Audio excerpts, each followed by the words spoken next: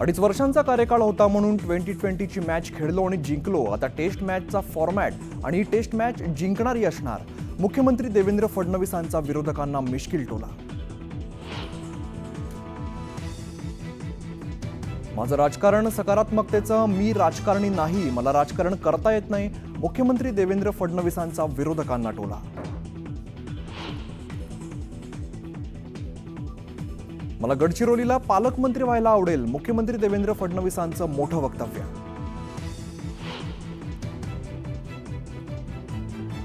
Mumbai Bhajap core कमिटीची दुपारी बैठक, आशिष शेलारांसह भाजप आमदार राहणार उपस्थित। मुंबई भाजप अध्यक्ष बदलणार का, चर्चांना उधाण। संतोष देशमुख हत्या प्रकरणी बीडमध्ये 28 डिसेंबरला सर्वपक्षीय मोर्चा, शरद पवार मोर्चात सहभागी होणार। बीडच्या एसपींनी मला प्रतिसाद दिला नाही तर देशमुखांची टॉर्चर करून हत्या, संतोष देशमुख हत्या प्रकरणावरून खासदार बजरंग सोनवणे आक्रमक। मनोज जरांगेंनी घेतली सूर्यवंशी कुटुंबियांची भेट, जरांगेंची सूर्यवंशी कुटुंबासोबत झाली चर्चा।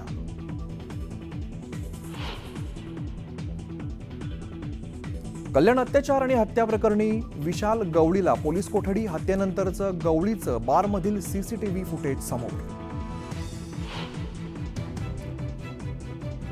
लागवड निम्म्यावरती आल्याने पुढील वर्षी कांद्याची टंचाई निर्माण होण्याची शक्यता। नाशिक विभागात जवळपास 1.25 लाख हेक्टरवर कांदा लागवड घटली।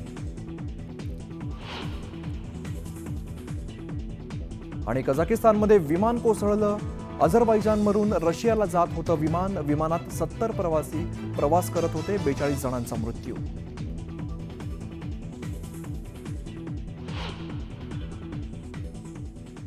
नमस्कार, मी अमित गद्रे, तुम्ही पाहताय न्यूज 18 लोकमत। आणि पहिली मोठी बातमी बघूया। अडीच वर्षांचा कार्यकाळ होता म्हणून 2020ची मॅच खेळलो आणि जिंकलो। आता टेस्ट मॅचचा फॉर्मॅट आणि ही टेस्ट मॅच जिंकणारी असणार, अशी टोलेबाजी मुख्यमंत्री देवेंद्र फडणवीसांनी केलेली आहे। यावेळेला त्यांनी विरोधकांवरती सुद्धा जोरदार निशाणा साधलेला आहे। विरोधकांना जे करायचं ते करतील, पण गेल्या 5 वर्षात माझ्यावरती टीका करून त्यांना काय मिळालं, असा सवाल सुद्धा त्यांनी उपस्थित केला। विरोधकांनी आत्मचिंतन करावं असा सल्ला सुद्धा त्यांनी दिलेला आहे।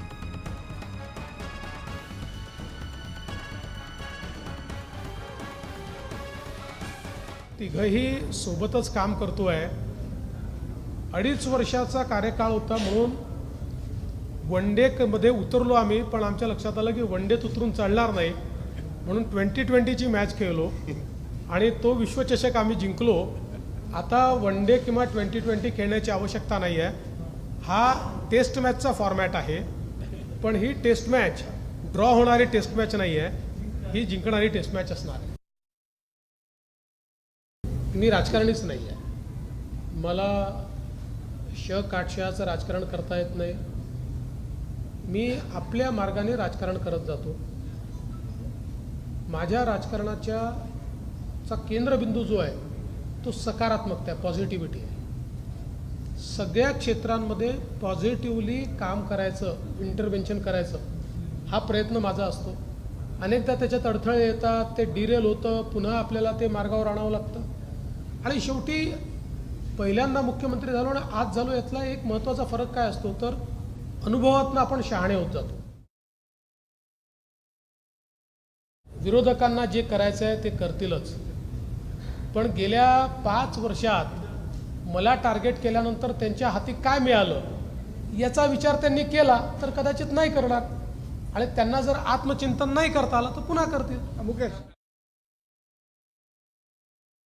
कधीही सत्ता ही माझ्या डोक्यात जात नाही, कारण ज्या विचारांनी मी राजकारणामध्ये आलो आहे त्या विचाराने सत्ता हे सेवेचं माध्यम आहे हेच मला शिकवलेलं आहे। त्यामुळे पुढे देखील कधीही सत्ता माझ्या डोक्यात जाणार नाही, हा विश्वास आपल्या सर्वांना मी देतो।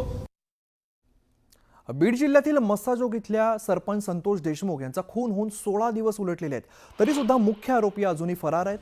पोलीस आणि सीआयडीच्या तपासावरती प्रश्नचिन्ह निर्माण होत आहे। पोलीसच आरोपींना पाठीशी घालत असल्याचा आरोप विरोधक करताना दिसत आहेत। आता शरद पवार गटाचे खासदार बजरंग सोनवणे यांनी पोलिसांच्या तपासावरती तीव्र नाराजी व्यक्त केलेली आहे। इतकी निर्घृण हत्या करणारे आरोपी मोकाट कसे, असा सवाल त्यांनी उपस्थित केलाय। त्यांनी या प्रकरणात मोठी मागणी केलेली आहे। देशमुख यांना टॉर्चर करून मारलं, 56 वण पोस्टमॉर्टममध्ये आढळलेले आहेत. त्यांचा असा काय गुन्हा होता असा सवाल सुद्धा त्यांनी उपस्थित केलेला आहे. फक्त पोलीस तक्रार झाली होती का? मी सांगितलेला हा गुन्ह्याचा क्रम आहे. आधीच तक्रार केली असती तर आरोपींचा शोध घेतला असता तर हत्या घडली नसती, असं बजरंग सोनवणे म्हणतायत. हे जे आता पकडलेत यांच्या मोबाईलचा CDR काढायला काय लागतंय बरं? जे आरोपी आहेत त्या आरोपीच्या मोबाईलचा CDR काढायला त्याला मोबाईल थोडा लागतोय. CDR तुम्ही काढू शकता का नाही? मग आता त्यांचे मोबाईल टाका ना ट्रॅकला. जी इलेक्शनमध्ये आमचा CDR काढीत होता सत्तेच्या जीवावर, आता काढा ना आरोपीचा CDR. ही जी आरोपी आहे ती आरोपीच्या मोबाईलचा CDR काढा. आणि पोलीस यंत्रणा आपल्याकडे बीड जिल्ह्यामध्ये CDR काढायला परफेक्ट आहे. मग CDR काढा ना यांचे CDR काढा. कुणाला किती बोलणं होतंय. दिवसात एक माणूस 3 घंटे कुणाला बोलला जात आहे, काढा. तर सरपंच संतोष देशमुख हत्या प्रकरणामुळे राज्यामध्ये खळबळ बघायला मिळते.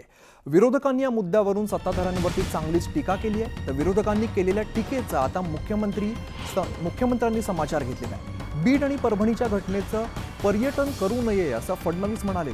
कोणतीही घटना घडल्यावरती विरोधी पक्ष आणि सत्तेतील मंत्र्यांनी पाहणीसाठी जावं, मात्र अशा घटनेचं पर्यटन करू नये असा टोला फडणवीसांनी लगावलेला आहे. दरम्यान कोणीही या गंभीर घटनेचं राजकारण करू नये, बीड जिल्ह्यामध्ये कोणाचीही दादागिरी चालू देणार नाही असा इशारा सुद्धा त्यांनी दिला आहे. इथे अधिवेशन सुरू असताना मी स्वतः उपमुख्यमंत्री अजितदादा पवार यांना विनंती केली आणि अजितदादा पवार स्वतः त्या ठिकाणी गेले. आमचे सगळे मंत्री देखील त्या ठिकाणी गेले. घटना महत्त्वाच्या होत्या म्हणूनच त्या ठिकाणी गेले. मला असं वाटतं की एखाद्या घटनेचं महत्त्व हे कोण गेलं यापेक्षा त्याला आपण काय रिस्पॉन्ड करतो या माध्यमातून होतं. प्रत्येक ठिकाणी मुख्यमंत्री पोचतातच असं नाही आहे, पण अजितदादांसारखे सिनियर मंत्री त्या ठिकाणी तेवढ्याकरताच आम्ही पाठवले होते. आणि माझं नेहमी मत असतं की अशा प्रकारच्या घटना घडल्यानंतर सेन्सिटिव्ह असतात, तिथे कोणी ना कोणी शासनातर्फे कोणी विरोधी पक्षातर्फे गेलं पाहिजे, पण त्याचं पर्यटन करू नये, हा मात्र माझं नेहमी मत असतं. तर मराठा आंदोलक मनोज जरांगे पाटील यांनी परभणीत जाऊन सोमनाथ सूर्यवंशी यांच्या कुटुंबियांची भेट घेतलेली आहे. या भेटीदरम्यान मनोज जरांगे पाटलांना परभणीत झालेल्या लाठीचार्जचे फोटो दाखवण्यात आले. या फोटोमध्ये लाठीचार्ज झालेल्या जखमींचे फोटो होते. जर सोमनाथ सूर्यवंशींच्या कुटुंबाला न्याय दिला नाही तर त्यांना रस्त्यावरची लढाई काय असते हे आपण दाखवून देऊ. त्यांच्या दुःखाची जाणीव आम्हाला आहे. या राज्याची जनता एकच आहे, मग आता प्रश्न कसा सोडवत नाही हे आपण पाहू असं जरांगे पाटील म्हणतात. मुख्यमंत्र्यांना जो डबल तपास करायचा तो करा, मात्र एकही आरोपी सुटता कामा नये असं मनोज जरांगे पाटील म्हणाले. खूप घटना अमानुषपणे मारहाण करून पोलिसांकडून त्यांचा जीव घेण्यात आला आहे असं कुटुंबाचं म्हणणं आहे. ही मात्र राज्याला शोभणारी गोष्ट नाही. जर कुटुंब सांगतंय की मारहाणीनं मृत्यू झाला आहे, तशा पद्धतीचे रिपोर्ट पण आहे. आणि मग तसं जर असताना जर पोलिसांना मुख्यमंत्री पाठीशी घालत असतील तर ही चांगली बाब नाही. ही मुख्यमंत्र्यांसाठी या राज्यासाठी चांगली बाब नाही. जे झालं असेल, काय झालं असेल त्या विषयापेक्षा आज जर तुमचे पोलीसच लोकांना मारून टाकत असतील तर तुम्ही त्यांना पाठीशी नाही घातला पाहिजे. कुटुंबाला न्याय मिळाला पाहिजे. त्याच्या जेवढ्या मागण्या त्या सगळ्या मागण्यांना न्याय मिळाला. की ज्यावेळेस ते पोरं पाणी आणि जेवण मागायचे त्या पोलीस स्टेशनला, त्यावेळेस पोलिस म्हणायचे कोणाकोणाला भूक लागली, आणि मग ज्याला भूक लागली म्हणून ते वर हात करून त्याला बाजूला घ्यायचे आणि मग त्याला मारायचे. आणि इतकं मारायचे आणि मग ते आरडून ओरडून पोरांचं झाल्याच्या नंतर मग म्हणायचे भरलं का पोट तुझं आता. म्हणजे मुख्यमंत्री साहेब, ही घटना भयंकर आहे बरं. तुम्ही याच्यावर लक्ष घाला, ते कोण होते काय होते. कारण कुटुंब सांगताय म्हणजे ते जात म्हणून एखाद्या वेळेस नाही सांगत, तर त्यांच्या काळजाचा तुकडा गेला, त्यांचं आज लेकरू गेलं म्हणून सांगताय. तर कल्याणमधील अल्पवयीन मुलीवरती लैंगिक अत्याचार आणि हत्या प्रकरणी आरोपी विशाल गवळीच्या पत्नीला कोर्टाने 2 दिवसांची पोलीस कोठडी सुनावलेली आहे. तर आरोपी पती विशाल गवळी आणि पत्नी साक्षीने अल्पवयीन मुलीच्या मृतदेहाची विल्हेवाट लावल्याचा खुलासा आरोपी पत्नीने पोलिसांसमोर केलेला आहे. तर आरोपी विशाल गवळीला शेगावमधून अटक करण्यात आलेली आहे. उद्या त्याला कोर्टासमोर हजर करण्यात येणार आहे. तर कल्याण अल्पवयीन मुलीवरती अत्याचार आणि हत्या प्रकरणातील आरोपी विशाल गवळीचा बारमध्ये दारू पितानाचा सीसीटीव्ही व्हिडिओ समोर आलेला आहे. गवळीने पीडितेवरती अत्याचार आणि हत्या केल्यानंतर आणि मृतदेहाची विल्हेवाट लावल्यानंतर एका बारमध्ये दारू घेतानाचा सीसीटीव्ही व्हिडिओ समोर आलाय. मुलीचा मृतदेह टाकल्यानंतर आरोपी विशाल गवळीने कल्याणमधील आधारवाडी या परिसरात एका बारमध्ये दारू घेतानाचे फुटेज आहे. अल्पवयीन मुलीसोबत केलेल्या कृत्याचा त्याच्या चेहऱ्यावरती कोणताही पश्चाताप नसल्याचं दिसून येत आहे.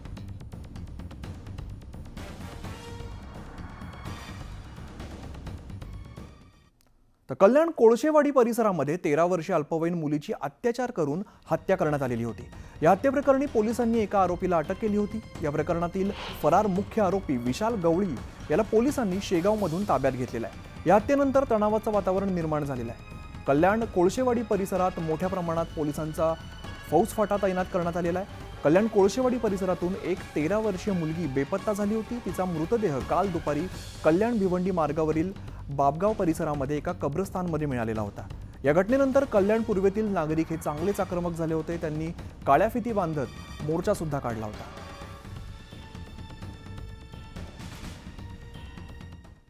तर पुढच्या बातमीकडे वळूया. खासदार संजय राऊतांनी सरकारवरती पुन्हा एकदा हल्लाबोल केलेला आहे.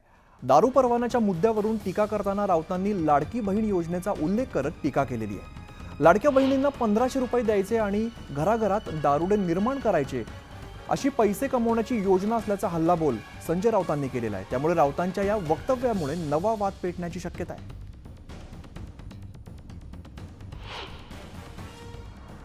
लाडक्या बहिणींना 1500 देण्यासाठी घराघरात दारू पोचवा असं एक नवीन व्हिजन यांचं दिसतं आहे. म्हणजे बहिणींना 1500 रुपये द्यायचे आणि त्या बदल्यात बहिणींच्या घरामध्ये बेवडे दारुडे निर्माण करायचे, नवरे भाऊ मुलं अशी योजना पैसे कमवण्याची दिसते. आणि ही अत्यंत गंभीर आहे. महाराष्ट्राच्या प्रतिमेला कलंक लावणार आहे. अजित पवारांसारखा नेता हा विचार करत असेल, अजित पवारांसारखा नेता या बाबतीत महसूल वाढवण्यासाठी, तर ते राज्याचं दुर्दैव म्हणायला पाहिजे. बीडची परिस्थिती अशी आहे की त्या एका जिल्ह्यामध्ये राष्ट्रपती शासन लावावं अशी परिस्थिती आहे. अशी तरतूद आपल्या घटनेत नाही की एका जिल्ह्यामध्ये राष्ट्रपती शासन लावावं अशी तरतूद आपल्या घटनेत नाही. मुख्यमंत्र्यांनी बीडमध्ये जायला हवं. गृहमंत्री आहेत ते आणि त्यांचे जे लाडके धनुभाऊ आहेत त्यांच्याबरोबर जायला हवं. बीड आणि परभणी या दोन्ही जिल्ह्यात ज्या घटना घडल्या त्याच्यावर देवेंद्र फडणवीस माननीय मुख्यमंत्री हे फक्त थातूर मातूर उत्तरं देत आहेत. थातूर मातूर हा शब्द योग्य आहे. आरोपी मोकाट, आरोपी तुमच्या मंत्रिमंडळात. बीडचा आरोपी तुमच्या मंत्रिमंडळात. अहो, यांनी जेव्हा सरकार होतं त्या टायमाला नाईट लाईफ सुरू करायचा प्रयत्न केला होता. आता 31ला काहीतरी 5 वाजेपर्यंत चालू राहणार तर त्याच्यावर आगडोम करता येते. आणि यांची कल्पना काय होती तर रात्रभर हे सगळं चालू राहिलं पाहिजे. नाईट लाईफ कुणाचा प्रोग्राम होता, कुणाची कल्पना होती? त्यांचीच कल्पना होती ना. म्हणजे युवा पिढीला सुद्धा त्यांना बर्बाद कसं करायचं हे यांचा पहिला प्रोग्राम होता. म्हणून आता यांनी टीका करणं सोडून द्यावं. जे चांगलं काम करतात त्यांना थोडं पाठिंबा द्यावा आणि जर याच्यात काही जर तुम्हाला सूचना करायच्या असेल तर निश्चित त्या सरकारला केल्या पाहिजेत. संजय राऊतजी, तुमच्या माझ्या घरात जर कोणी माता भगिनी कमवत असेल तर ती स्वकष्टाने, स्वपायावर, स्वकर्तृत्वाने, स्वअधिकारात जर तिला काही मिळत असेल किंवा ती कमवत असेल तर तो दुरुपयोगच होतो. त्यातनं दुरुपयोगच केला जातो. असा जावई शोध लावणं या अजून आमच्या लाडक्या बहिणींचा अपमान करण्यासारखं आहे. संजय राऊत यांनी स्वअधिकारात मिळणाऱ्या लाडक्या बहिणींच्या अधिकारातल्या निधीतना दुरुपयोग केला जातो असं विधान करणं हे आमच्या माता भगिनींचा एका अर्थाने निंदा नालस्ती अपमान करण्यासारखं आहे. संजय राऊत यांनी माफी मागावी.